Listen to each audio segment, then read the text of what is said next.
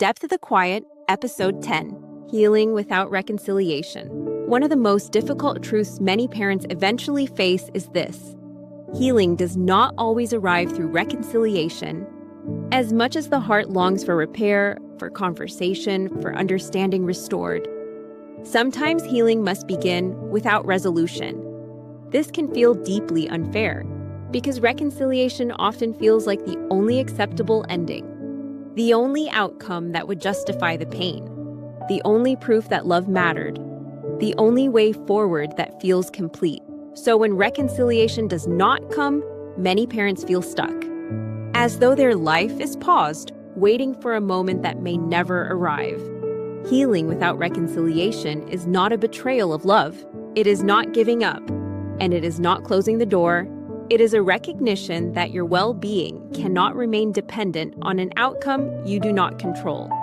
For many parents, the idea of healing without reconciliation can feel frightening, because it raises questions like, if I heal, does that mean I stop caring?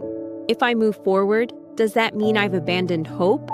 If I build a full life, does that mean I've accepted the loss forever? These fears are understandable, but healing is not the opposite of love. It is the preservation of it without self-destruction. Healing without reconciliation means separating your inner life from external outcomes. It means learning how to grieve honestly. While still allowing joy, it means letting pain exist, without letting it dictate every decision. It means reclaiming your nervous system, your energy, and your sense of self.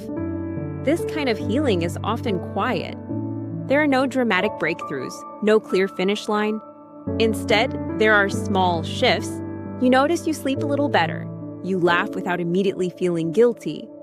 You think about your child without collapsing. These are not signs of indifference. They are signs of integration. Healing without reconciliation also requires letting go of the belief that suffering is proof of love. Love does not need pain to be real. You do not honor the relationship by remaining emotionally broken. You honor it by living with integrity, kindness, and self-respect. Many parents fear that healing will make them less open to reconciliation if it ever does come. But in reality, healing often makes reconciliation, if it happened, healthier. Because it removes desperation, because it restores boundaries, because it allows connection without self-abandonment. Healing without reconciliation means you stop organizing your life around waiting. Waiting for a call, waiting for clarity, waiting for permission to live again. Instead, you begin to ask, what does my life need now? What brings steadiness? What restores me? What helps me feel human again? These questions are not selfish. They are necessary. You may notice grief still visits you. This does not mean healing has failed. Grief can coexist with growth. Sadness can live alongside peace. The goal is not to erase pain. It is to make room for more than pain. Healing without reconciliation is an act of courage. It asks you to face reality without surrendering hope, to accept uncertainty without losing yourself inside it, to love without guarantees. This is not easy work, but it is deeply human work. If you're struggling with this idea, go slowly. You do not need to decide anything today. You are allowed to heal in layers. You are allowed to hope without postponing your life. You are allowed to move forward without closing your heart.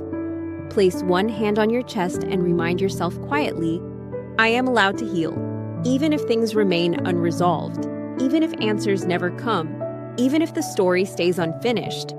In the episodes ahead, we'll talk about what becomes possible after healing begins, about acceptance without bitterness, about living again after devastation, about building meaning beyond estrangement.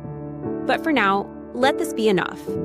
You do not need reconciliation to deserve peace. Your life does not need permission to continue, and healing, real grounded healing, is possible right where you are.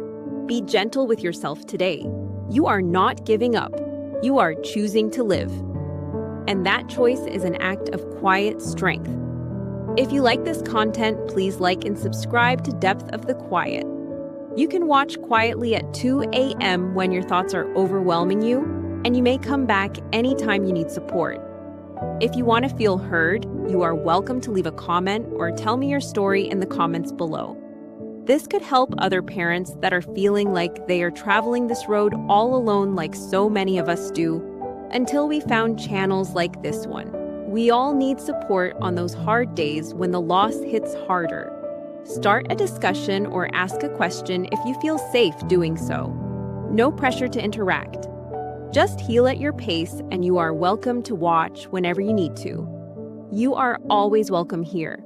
Also, if you like this content, you may like the books The Quiet Between Us and Depth of the Quiet by Latina Sidoroff, available in paperback and Kindle version from Amazon.com. And for all the spouses supporting the estranged parent, there's a great book written by the husband of Latina Sidoroff on the spouse's perspective called Standing Beside the Broken, also available from Amazon. The author is Stas Sidoroff. Thank you for watching this video.